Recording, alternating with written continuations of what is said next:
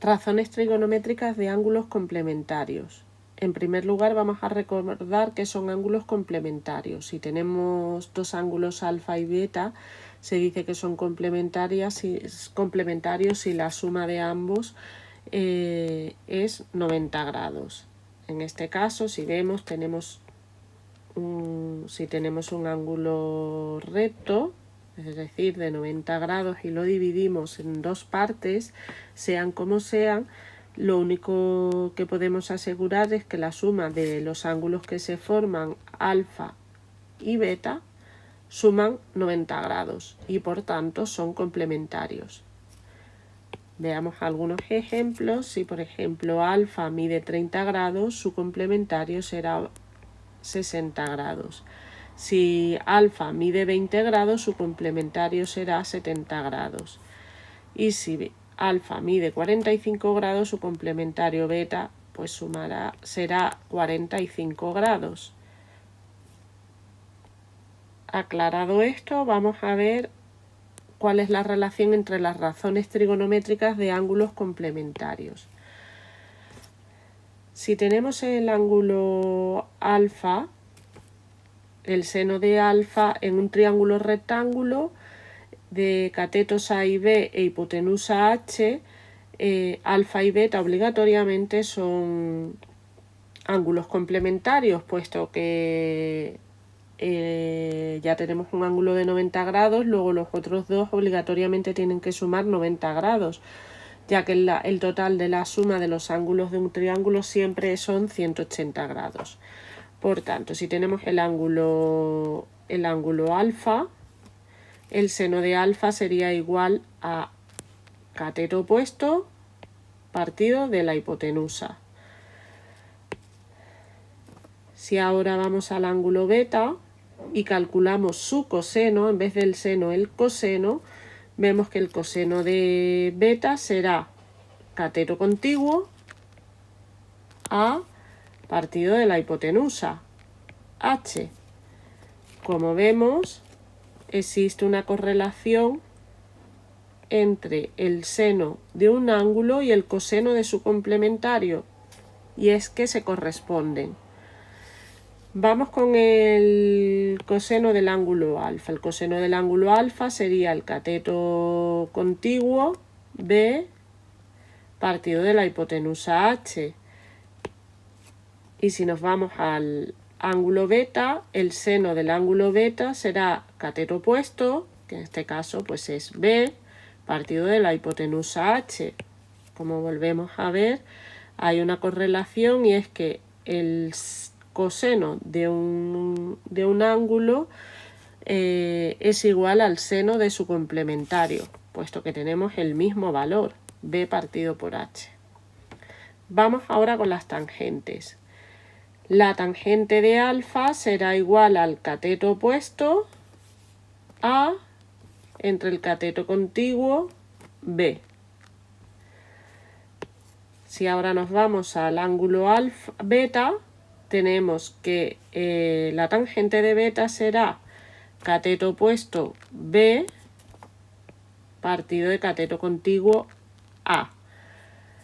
Y si nos damos cuenta, la tangente de alfa es A partido por B y la tangente de beta es su inverso, B partido por A, con lo cual de aquí obtenemos que la tangente de un ángulo es igual al inverso de la tangente de su complementario.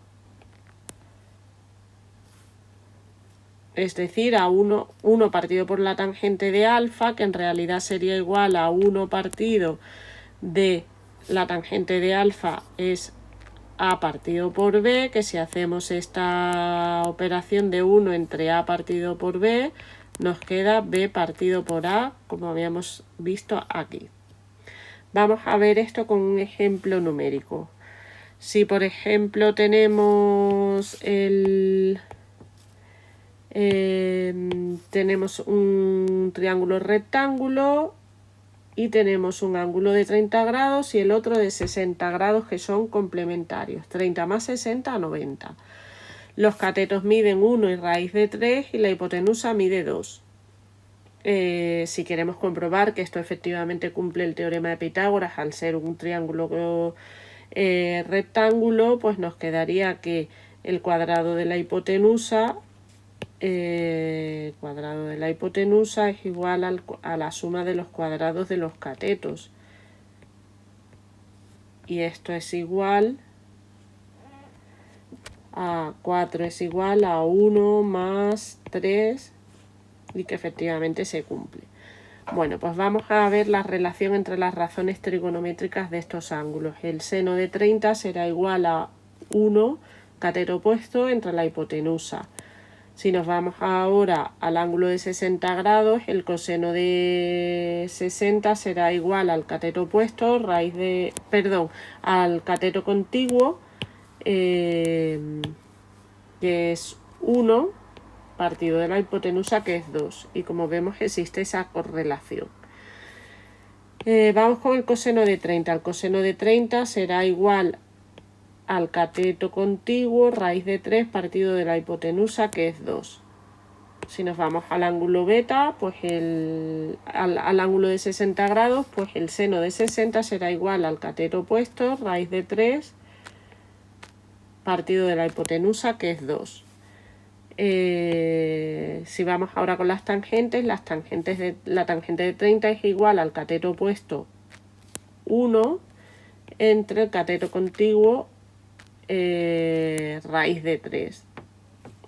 Esto, si recordamos, nunca se deja una raíz en el denominador y por tanto aquí tendríamos que multiplicar por su conjugado, es decir, como es una raíz cuadrada, 1 por raíz de 3, en el denominador me quedaría raíz de 3 al cuadrado, se me irían las raíces y por tanto la tangente de 30 sería igual a raíz de 3 partido por 3. Vamos ahora con la tangente del ángulo de 60, cateto opuesto, raíz de 3 partido del cateto contiguo, que sería 1. Si observamos,